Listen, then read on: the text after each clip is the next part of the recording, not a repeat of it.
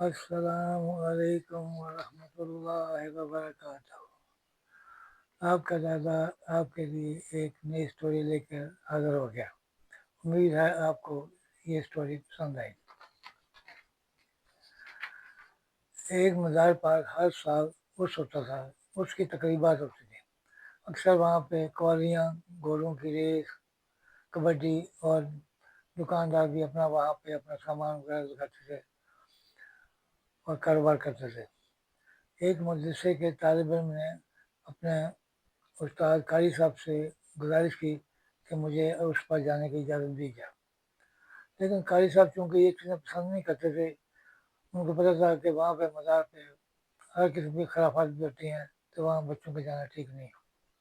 لیکن بچے نے اتنی ضد کی اور قاری صاحب کو مجبور کیا۔ قاری صاحب نے کہا اچھا چلے جائیں، لیکن ایک شرط پر، میں آپ کو ایک رکا دیتا ہوں، آپ وہ رکا لے کر وہاں جب پہنچیں گے تو صاحب مزار کی قبر پہ آپ نے یہ رکا رکھ جانا۔ تو قاری صاحب نے رکے پہ یہ لکھا تھا کہ اے صاحب مزار، آپ کے مزار پر اتنی ساری خرافات، ڈول ڈمکے، قوالیاں اور شور شرابہ ہوتا ہے، تو آپ ان کو کیوں نہیں روکتے؟ وہ بچہ وہ رکا لے کر اس پہ چلا گیا۔ وہ بھی مزار سے کافی پہلے نہیں پہنچا تھا، اس سے مزار سے پہلے ہی اس نے دیکھا کہ ایک بزرگ نے ان کو بیٹھے ہوئے ہیں اور انہوں نے آواز دی بیٹا جب میرے پاس آؤ۔ بچہ جب گیا، بزرگ کو سلام کیا اور کہا کہ آپ نے مجھے بلایا۔ بزرگ نے کہا ہاں بلایا، اور وہ آپ کے قاری صاحب نے جو رکا دیا ہے وہ مجھے دے دیں۔ بچے نے وہ رکا اس بزرگ کو دے دیا۔ بزرگ نے رکا پڑا اور اس کے بیک سائڈ پہ لکھ دیا اور کہا کہ جب آپ قاری صاحب پر جائیں گے تو یہ قاری صاحب کو رکا دے دیں۔